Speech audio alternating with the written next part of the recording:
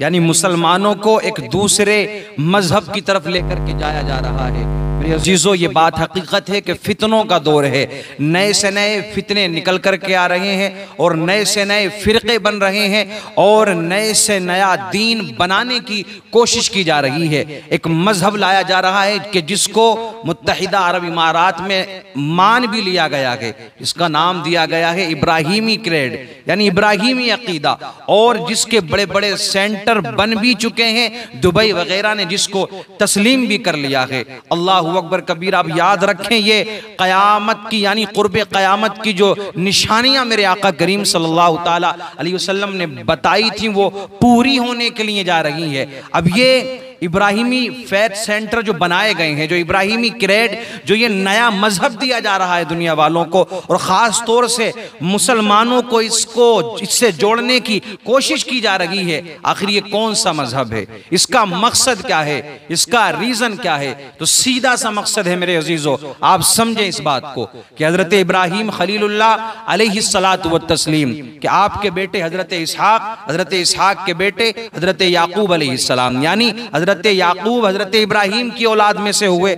और हज़रत याकूब की औलाद है ये सारे यहूदी, और हज़रत इब्राहिम खलीलुल्लाह अलैहिस्सलातु व तस्लीम की औलाद हैं हज़रत इस्माईल अलैहिस्सलाम, और अल्लाह के आखिरी पैगंबर, आखिरी नबी, अल्लाह के हबीब सल्लल्लाहु ताला अलैहि वसल्लम हज़रत इस्माईल अलैहिस्सलाम की औलाद में से हैं। तो पता चला कि दोनों एक ही बाप की औलाद हैं, यानी हज़रत इब्राहिम से ही जाकर के कड़ी जुड़ती है। यहूदी हज़रत याकूब से निकले और मुहम्मदी हज़रत इस्माईल अलैहिस्सलाम से। तो सारी दुनिया की जो बड़ी बड़ी ताकतें हैं, जो बड़ी बड़ी हुकूमतें मेरे अजीज़ों, वो ये कोशिश कर रही हैं कि जब दोनों एक ही बाप की औलाद हैं तो दोनों में झगड़ा किस बात का है। अभी आपने देखा ना, अमेरिका का जो ट्रंप है मेरे अजीज़ों, वो मुत्तहिदा अरब इमारात के दौरे पर निकला और वहां जाकर के बहुत सारे मामलात हुए। ये सारी दुनिया ने देखा। और एक बात याद रखना, जब भी ये दौरे हुआ करते ना कि एक मुल्क का प्रधानमंत्री या एक मुल्क का राष्ट्रपति जब ये दूसरे मुल्कों में दौरा करने के लिए जाते हैं ना, तो इसके पीछे बहुत बड़े बड़े रीजंस हुआ करते हैं।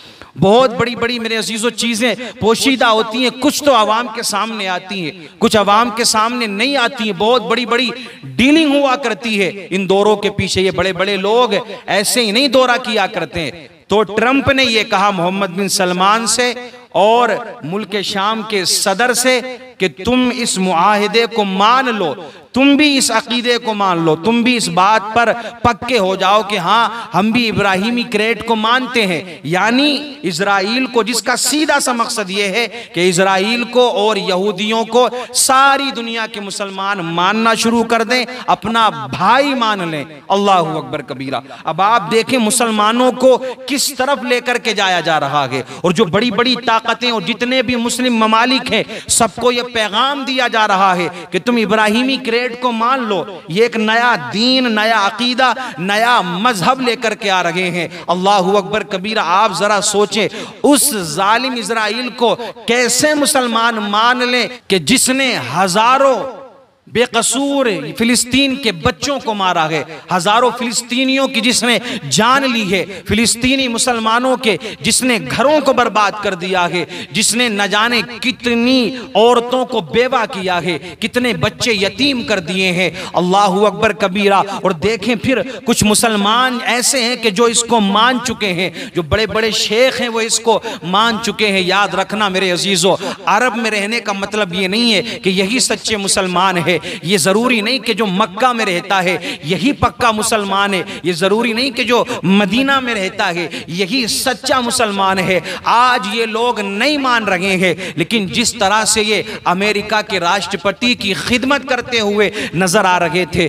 जिस तरह से ये मेरे अजीजों उसका इस्तकबाल करते हुए नजर आ रहे थे, ऐसा लगता है कि अनकरीब ये इस मुआहिदे को मान लेंगे और इस पर ये अमल करेंगे और अमेरिका के राष्ट्रपति के कहने पर चलेंगे। अल्लाह अकबर कबीरा। क्या तुम भूल गए कि जालिम को सपोर्ट करना यह भी मेरे अजीजों जुल्म में ही शुमार होता है। अगर जालिम को सपोर्ट करोगे तो आप भी जालिम कहलाओगे। और मेरी नज़र में इस वक्त दुनिया का सबसे बड़ा अगर कोई जालिम है तो वो इजराइली हुकूमत है कि जिसने हजारों बच्चों को यतीम किया है, हजारों औरतों को बेवा किया है, हजारों माँ बाप को बेसहारा कर दिया है। आज भी न जाने कितने भूख से मर रहे हैं, प्यास से मर रहे हैं। तुम कहते हो इनको हम अपना भाई मान लें, सारी दुनिया के मुसलमान इनसे दोस्ती कर लें, इनसे दोस्ताना कर लें, याराना कर लें, इनको अपना भाई माने। रब्बे काबा की कसम, हमारी जान तो जा सकती है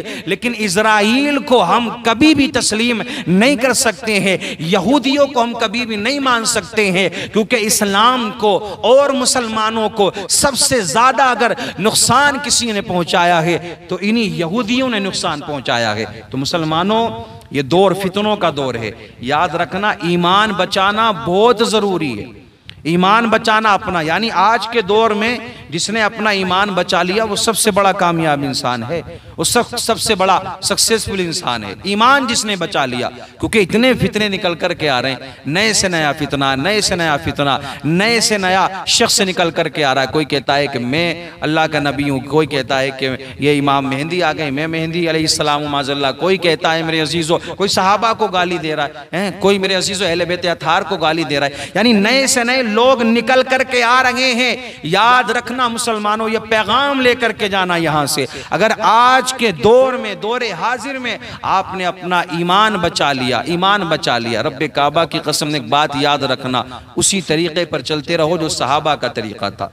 ठीक है ना, जो सहाबा का तरीका है उसी पर अमल करते रहो। अगर इस पर अमल करते रहे, इसी पर चलते रहे, दाएं बाएं मत झांकना, वरना ये पता नहीं कि कहां ईमान के लुटेरे आपका ईमान लूट लें। जहां ईमान खत्म वहां सारी चीज खत्म। आप ना दुनिया में कामयाब होंगे, ना कब्र में, ना आखिरत में। ये भी तो हकीकत है ना कि दुनिया से ईमान की हालत से जाएंगे तभी जाकर के जन्नत मिलेगी। जन्नत का तलबगार हर मुसलमान है, लेकिन अमल भी हमें ऐसे करना पड़ेंगे और सबसे ज्यादा जरूरी हमें अपना ईमान बचाना पड़ेगा। दौरे हाजिर में कुछ बचे या ना बचे, जिसने अपना ईमान बचा लिया, रब्बे काबा की कसम, वो दुनिया वो आखिरत में कामयाब हो जाएगा।